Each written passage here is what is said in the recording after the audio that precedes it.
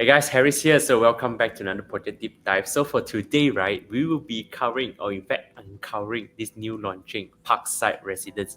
So if this is your first time watching this video, so what we are going to cover in this coming session, right? So we'll be looking at this project from a scale of 1 to 10. Okay, how does it fulfill the above condition, which we will look at in terms of 5 point of view lah. Number 1, which is from a long-term rental point of view. Number 2, for short-term rental. Number 3, from capital appreciation. Number 4, which is future readiness. And number 5, which is livability. So how does each category differ from each other? So here, just to give you a perspective. So number 1, if we talk about long-term rental, we are looking at properties from a point of view. If let's say you're buying for, long-term renting, that will include target people like family, working professionals, or students. So normally, when we look at this type of property, our goal is to achieve low risk and stable rental return. And the factors to consider would include accessibility, tenant pool, right? So if we look from another point of view, which is from the short-term POV, so for this type of property, normally we look at, is the property suitable, to be rented out like daily or weekly? How can we achieve, high rental yield, or some looking for high positive cash flow, right? So these are the property that we look for. The property has any hotspot nearby which can attract, the traffic, the foot flow into the place itself. And then we also have looking from capital appreciation point of view, where here we are looking more for, is there any potential for the property price to at least double or threefold in the coming 5 to 10 years. So here, our main goal is that we want to look at the capital appreciation potential of the property. And when it comes to factors to consider, we will look at, is there any booster point, or normally if we look from a township development point of view, what are the benefits of development that will be happening around this location that would cause the price to go up. And then livability is more for, if let's say you're buying for stay, would the condition favors own stay buyers. So these are the things include like density, facility, developer workmanship, and the white itself. And last but not least, which is future readiness. So for this one, it's a bit interesting because none of these normally project analysis will cover this, but I think it's good to actually mention this because nowadays there are more and more new concepts in development, where some focusing on the elderly friendly, some focusing on the wellness element. So when it comes to future readiness, we are looking at the concept. Is there any future-proof concept within the project? So if you are curious to find out how does Parkside Residence fare in terms from this, we call the 5 elements, or we call it the H factor, right? Make sure to stay till the end. I have some interesting insight that I can share, right? So let's jump straight to the project. So today we'll be covering Parkside Residence. So for those of you who don't know whereabout, it's actually located at Setia Federal Hous. So here is to give you an example. So whereabout it is. So it's located along Jalan Bangsar, which is right opposite of KL Central. So I won't be talking too much on the location, because if you want to deep dive into the project location, you can actually click the pop-up below, where I actually did a walkthrough video on the actual site itself. But to actually give you a perspective, where about Parkside Residence, I would say Parkside Residence, the location is not just a populated location. I think it's a prime location. And how do I define a prime location? Normally, I look at the surrounding. Because for property, in order to thrive, right, normally you must see the surrounding. What are the infrastructure that are ready, that can help you to pull in the tenants? And here, obviously, you have Bangsar, you have KL Central, and Mid Valley, these 3 focal points. Of course, you do have other locations like Damansara Heights, or KL City Center, which is not far away from here. So in conclusion, I think this location is quite central, where you go anywhere, you either drive or you take the LRT, is quite easily accessible. If you can see from the LRT line, it's just one stop from KL Central, and KL Central being the main transport hub, that is where you can actually interchange to major various lines, including KTM, monorail, and KLIA Transit. Of course, if you want to go to places like Bangsar South, Mid Valley, KLCC, or even up to Kelana Jaya, Subang, right? So this line, Kelana Jaya line, is considered as the main line. In fact, it's the highest ridership. okay, in the whole KL main public transport. Okay, so coming back to the project, how does Setia Federal Hills actually position itself? Of course, the main obvious differences will be, I would say, compared to other development in around Bangsar. I would say this is the first township, okay, for many years already. Okay, in fact, I think when it comes to Bangsar, this location, for those of you who stay there, you should know, the old houses are getting older, and there isn't much new development. And to find a land, right, as big as 52 acres is pretty much unknown or unheard of lah. Okay, so when actually Setia announced this, right, actually it caught the market actually by surprise that there is a land there, and it's under the Federal Hill address, which I think on the name itself, right, for those who has been staying here long enough, you should know it's actually considered quite a prime or affluent address lah, where you can see majority of the development inside are mostly private development, okay, or some is like landed lah. So you hardly can see any high rise or even like retail in Federal Hills lah. It's mostly at most lah. You can see it's jungle tracks. That's all, right? So that speaks for itself. How does the environment in Federal Hills, and you can see from the wallpaper or the slides is they have this green element. So you can actually foresee that in future, if you move in here, they emphasize a lot on the chill, cozy vibe lah.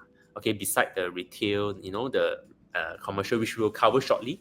All right, but of course, most importantly, they also position themselves as a transit-oriented development. Okay, coming to transit-oriented development, right? This part is something very interesting because you can see that in major cities across other countries, like even Singapore, Hong Kong, Taiwan, right? They always emphasize about connectivity. Why? Why is this thing so important? And why in Malaysia, this could be the trend too, right? Because you must understand, okay, in city center, right, there isn't much, land for you to build tracks, especially for public transport. And even if you want so, right, and you need to clear off the land or, to move the development, it's not as easy as you think, right? So that's the reason why, right, when there's LRT, right, especially in KL town, it's considered like something to flex, right? But of course, bear in mind also, Bangsar, there's only one LRT station right now, which is the Bangsar LRT. Okay, so with this project being close by, or even I would say they even have the shuttle walkway lah. I think that itself is a very good point to highlight. Okay, with all the township concept lah. Okay, so coming back to the project itself, so what can we conclude, okay, from the whole entire township, right? So you can see majority of the land here, right, is focused around the park, which is the 5-acre park lah. I guess it's a nice touch, okay, from the developer, because why? You see, most of the township in KL lah, okay, mostly lah are focused on high rise or commercial. Hardly you find parks, right? And why parks is such a thing for local or Malaysian in general? Because we don't have much entertainment, honestly, other than go shopping mall, watch movie, go cafes, hang out. There isn't much place for us to go. So when actually there's a park, right, to me it's like a breath of fresh air. Same like before Kepong has Desa Park City, and now with Desa Park City, you can see that people are just crazy over the park, right? And especially when it's a pet friendly, then it even build up the exposure. So somehow I feel like for this Setia Federal, if the park, right, were to ready by then and people going in, right, I can foresee it could be a hotspot or a place to hang out on weekend, which is nice.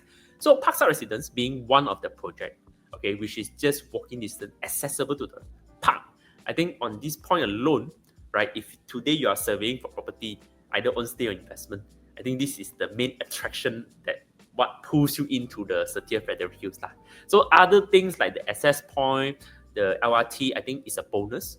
But again, if you are staying within Setia, they always have this motto in mind, which is they don't just want a place where it's just office or residential. They want a mixture of everything lah.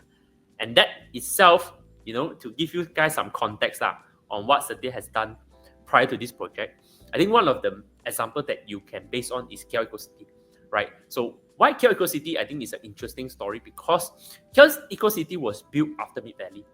So yes, some people may say, because of Mid Valley, it helps the development.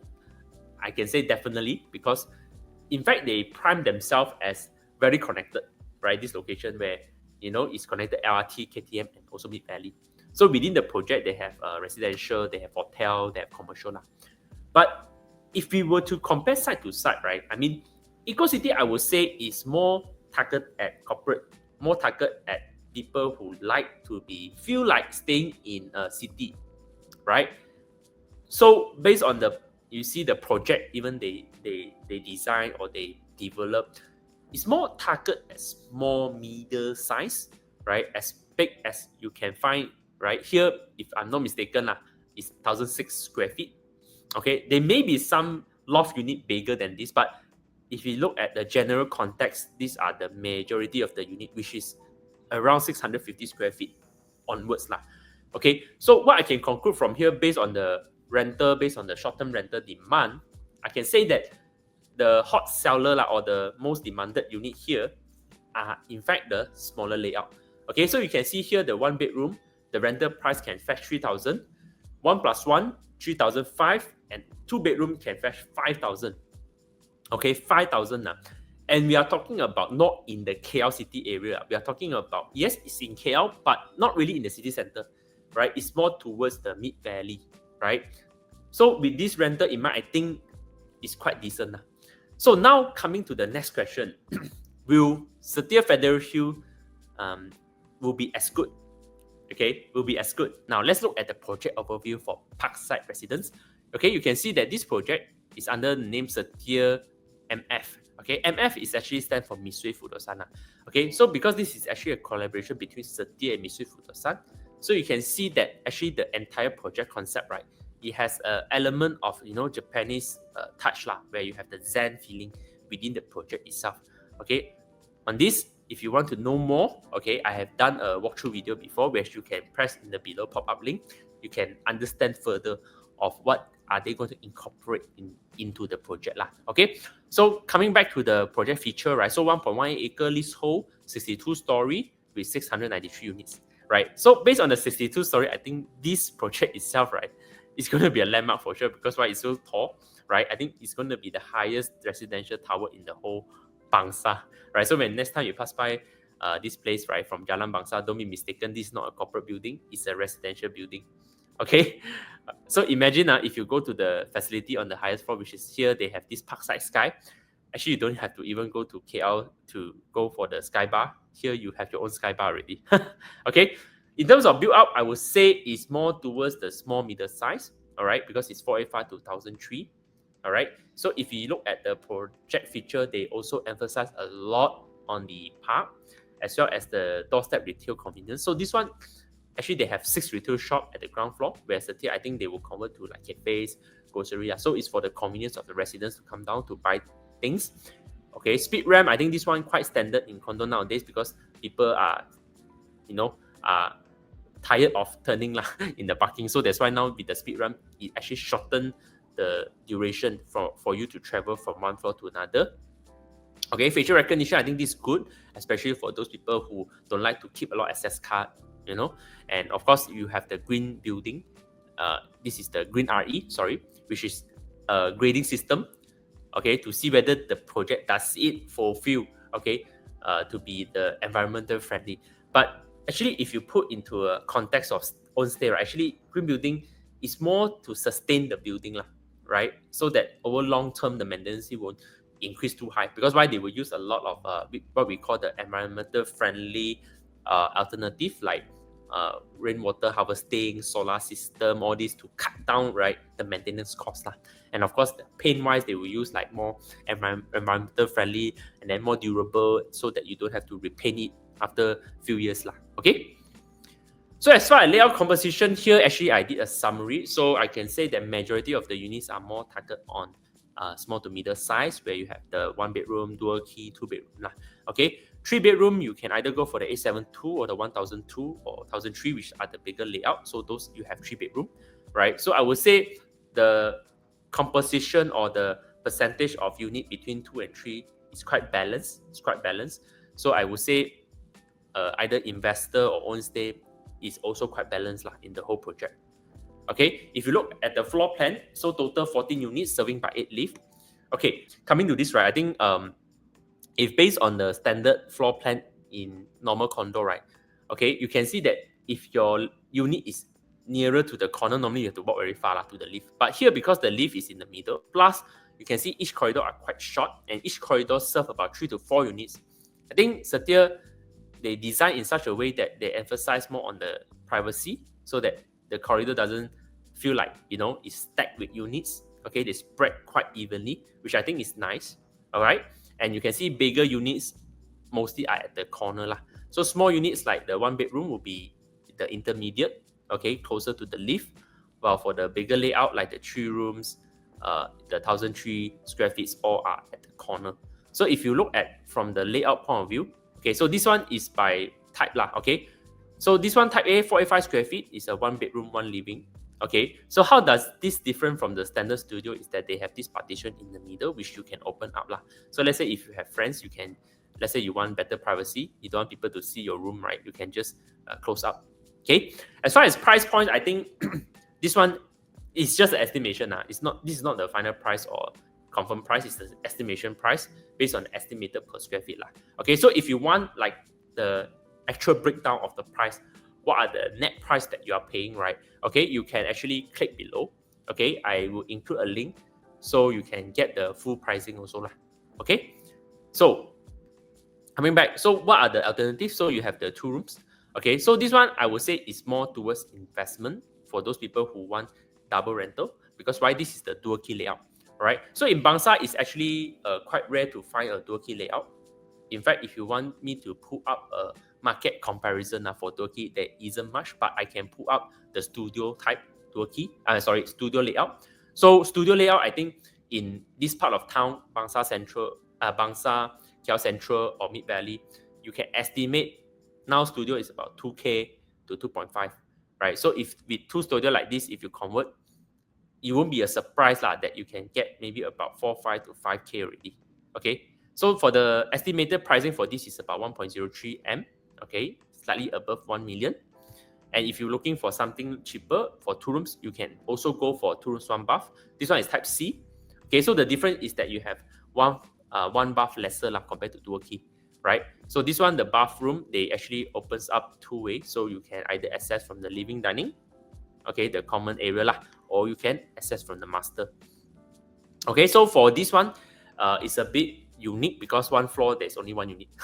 Okay, for some reason it's only 1 unit. So yeah, and then we have the 2 rooms, 2 baths. So this one you have additional bath. Okay, so the configuration is pretty much similar to just now the 646, just that here you have a place for you to store. Okay, kitchen wise is still the same. It's an open concept kitchen, right? But you have an additional bathroom but the price will be different by about close to 100K Okay, so you pay the 100K for the additional bathroom can say so, and for a bigger storage space. So now let's look at the 3 rooms. So here you have the first type of 3 rooms, which is they call it 2+1 but actually the +1 is actually the study Okay, so the study can also convert to a single bed. Okay, so for this one, I think it's a nice space for those people, especially looking to downsize and they don't want too big to maintain, right? So here you have 2 options, either without the balcony or with the balcony. So with the balcony, this is 926, slightly bigger The difference will be on the balcony. And then you also have the 1000. So the 1000, right, and the 926, these 2 units, okay, you can see in terms of the facing, right? Okay, so you can see these 2 facings are towards the Central Park. Okay, you can see from here, not sure if it's too small. Yeah, you can see it's a Central Park facing, right? So actually the Central Park facing, right, is also one of their selling point, like I said, because it's not facing the road or facing building. So it's going to be quieter. So if you ask me in terms of option, let's say you want to buy for own stay, you want quiet facing, then you can consider either 926, 1012, which is the 3 rooms, 2 bath. For this one, the kitchen and the living is separated further away. So if you are someone heavy cooking, right, then this one could be suitable for you. And then there's also the 1260, which this one is a Bangsar landed view. Okay, so if you like unblocked, like facing landed houses, so this could be one of the view. And last but not least, also we have the 1003. Okay, so the 1003, okay, what are the main difference is that you can see there will be bathtub in the master bathroom. Okay, for the other two rooms will be shared with one bathroom, but the size for the rooms are going to be bigger, definitely, so you can fit a queen size bed lah. Okay, so I would say overall, if for stay, if you have a family up to 5, then 1003 will be comfortable, right? So now let's look at the breakdown.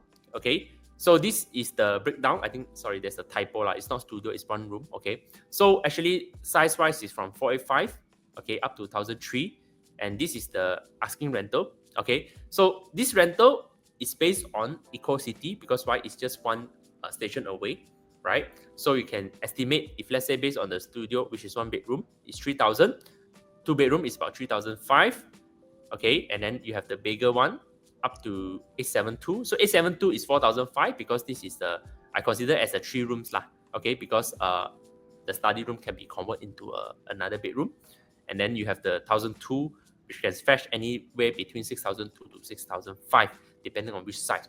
Okay, so all in all, if let's say today you buy for investment now, which layout should you go for, right? I think if let's say you want to enjoy the high ROI, I personally think that, okay, 2 bedroom will give you a lower entry price and a higher ROI in terms from rental point of view. Okay, if you want the maximum, you can also go for the dual key, right? The dual key. Okay, and as far as if you want to go for something on stay, but at the same time with the potential to resell, then I think that the 3 rooms, okay, especially the park facing units, either you want to go for the 920 or the bigger one, the 1003. It depends on the budget lah. But let's say if you are buying for investment, I think the 926, which is this one, is a good option, because first you have the 3 rooms and also with the balcony. Okay, so balcony, right, to me, if you buy for on stay, it's like quite a bonus point, because why? Like I said, this unit is facing the park. Okay, so means that you can enjoy the nice surrounding of the whole Setia Federal Hills, okay, as compared to the other layout. All right, so if we're to compare to the surrounding, what can we conclude, right? So Setia Federal Hill, as you can see the location right here, the nearest development, okay, whereby you have 38 Bangsar, Bangsar Hill Park, or even newer development like Alpha Bangsar, they are also selling around 1,000 to 1,005 PSF. Okay, but bear in mind, these are the projects that without the township lah. Okay, so to gauge whether is this price, okay, at 1,005, is it considered high or low? It depends on which type of concept you are comparing. So if based on pure condo itself, of course you can get cheaper options. Okay, for example, like Nadi Bangsar also is another option. So Nadi Bangsar is a completed project as well. Okay, in fact, Nadi Bangsar, okay, a lot of actually people will compare because the size is quite similar. Okay, but of course for Nadi Bangsar, it's further away from the LRT lah. All right, and then if you want to be close by LRT, you also can consider Alila. Okay, Alila is also one of the hotspot lah, right? Because a lot of the young couple, they want, convenient, okay, or those working professional. Here is actually they have a walkway to LRT. So you can see, right, connectivity matters, right? Because comparing to opposite, right, certain project which is bigger layout but per square feet wise lower, but yet here can still fetch higher price. Okay, so connectivity is very important. Same like if you see in KL Central, so the property price there also averaging lah, okay, on 1,001 up to certain project here, St. Regis, which is 2,005. Okay, so you can see that the price per square feet and the connectivity matters. So if you were to compare Parkside Residence, if I were to give a score, right? All right, so I would say that, okay, Parkside Residence, to me, if you're looking for property that can target, okay, long-term rental, which is we call the working professional, I think this location, because being close by to LRT with the car walkway and also KL Central, is a good spot for you to target those MNC expatriates, right? From short-term rental, I think you can get better option, like for example, Alila Bangsar, whereby there you can get smaller unit with a lower entry price. However, if you want to go for Parkside Residence, you can consider the 1 bedroom or 2 bedroom, the small unit, all right? But again, not so advisable because Parkside Residence is still more catered to own stay market. That's why I put it livability and future readiness a slightly higher score, right? Because why? I think in terms of livability with the park element in mind, is quite conducive, and in fact is one of the standout point lah. Okay, as for future readiness, why I would rate quite high too, because I think as more and more development in KL focusing on concept or facility or public transport or connectivity, very rare you find they going to be township element within the KL city center lah. So Setia Federal Hill having 52 acre, I guess, is a very attractive point, because why? If they were to complete this within 25 years lah, within the vision where they want to incorporate live, learn, work, all this together, I think it's going to be a very convenient location where it's very connected. And last but not least, when speak about capital appreciation, I think that this project, if we were to rate from 1 to 10, I think it score about 7.2, right? Because I feel like this project do have its potential, given that this is just the first phase, so there are going to be more phases upcoming lah. All right, so this is how I will conclude Parkside Residence. So if you want more in-depth study, or you want to get a more thorough analysis of the market, right, I have included an ebook, okay, of the Bangsar market comparison, which you can also reach out to me at the below link. So make sure that you click the below to get further information, so that you won't miss out, okay, on the latest update. So if you need any more further analysis, okay, you can also reach out to me at the below WhatsApp link, okay? So thanks for watching also. If you want to look at the project from the showroom or the actual site perspective, do check out my next video where I'll be visiting the showroom unit to explain further on this project. So hope you like the video, and please like and subscribe if you find this video helpful. See you guys on the next video.